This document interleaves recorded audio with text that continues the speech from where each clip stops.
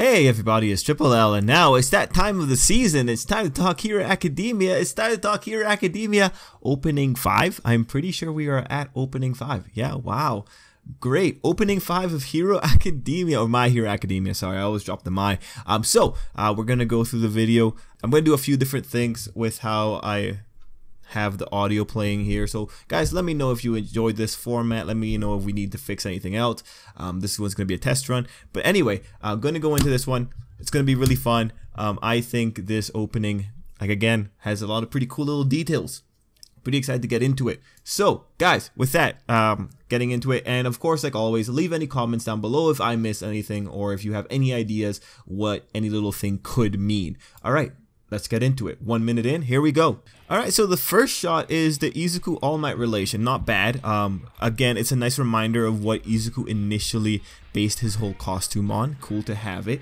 We get a shot later with Izuku's mask with the wind blowing it off. I just want to point out, like, it's nice that they try to keep Izuku's mask relevant, but I really do think Izuku works better without the mask. Anyway, back into the current sequence of things.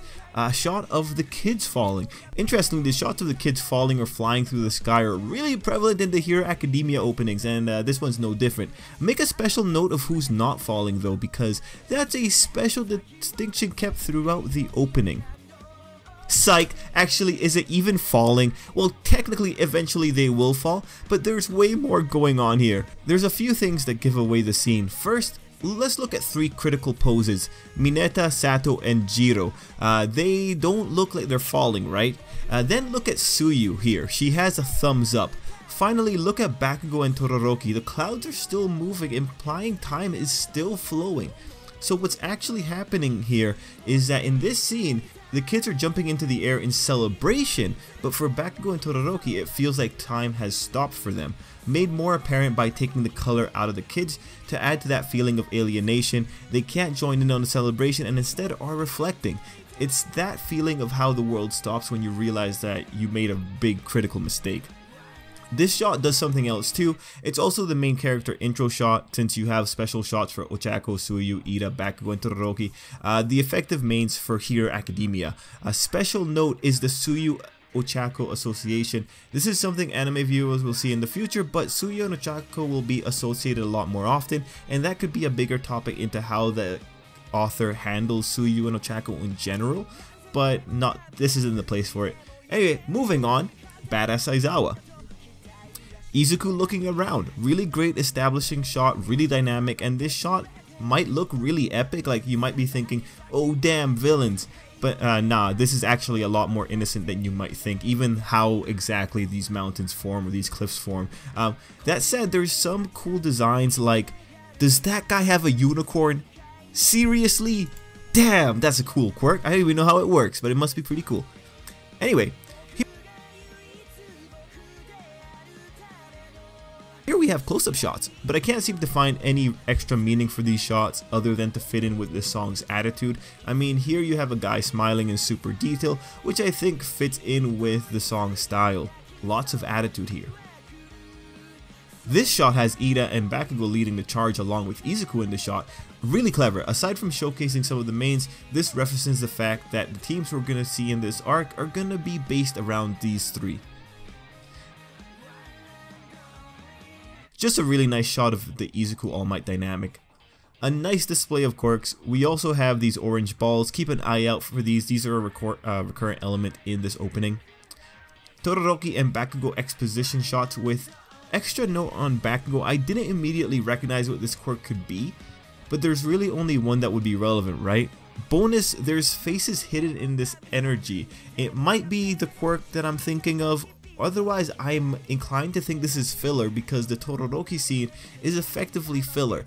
So that might be this. We'll have to wait. This one's kind of dependent on how they decide to animate the specific quirk. Technically one of the main adversaries for this arc, this scene makes the adversary showcase. Special note to this girl who is the only one that's turned away and actively hiding her gaze. For this hair guy, don't be fooled, he's looking right at the camera. This shot captures the dynamic of these two characters really well. Other adversaries, note that they don't really get as much screen time, and with the subsequent scene you can see that only one of them really matters. So aside from the one guy, the 3 are minor characters. That said, here's some lovely art the author made for the other 2. Suffice to say, he liked them. One final note, there was a bookend here kinda, because you started off with a close-up shot of one of the adversaries, you end off with a close-up shot of one of the other adversaries. Pretty cool little detail there. Class 1A exposition shot. Everyone seems to be featured, but they did a weird overlay for Toru, Ida, Ojiro, and Todoroki. Not bad, but it was just an interesting choice overall.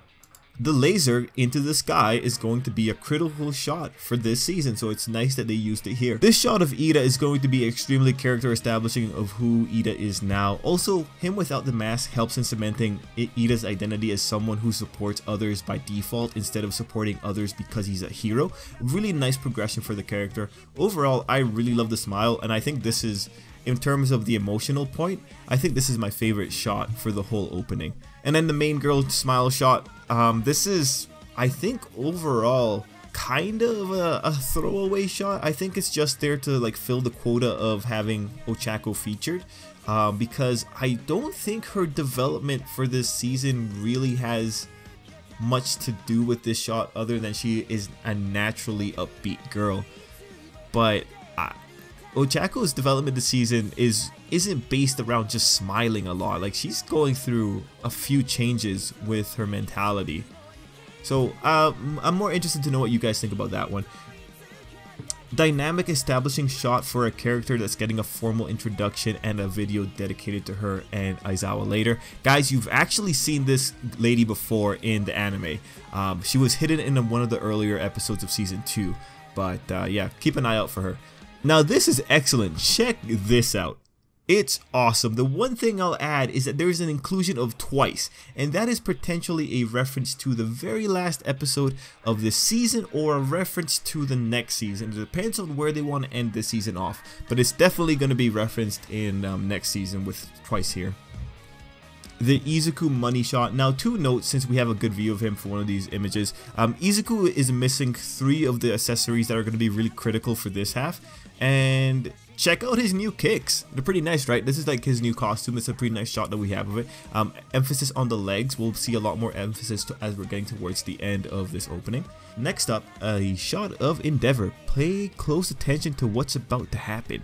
It's all in the eyes. There's going to be a note about the way Shoto looks this half, which works to be a bigger note on how Shoto is still ultimately attached to Endeavor. And when I say attached, I mean attachment in the sense of how someone is able to affect you emotionally, even though you might not necessarily like them. A gang orca shot. He does everything that an orca can. Actually, no, he's going to be one of the heroes featured in this arc, so it's pretty cool to have the shot of him. He has his henchmen or his sidekicks helping him out.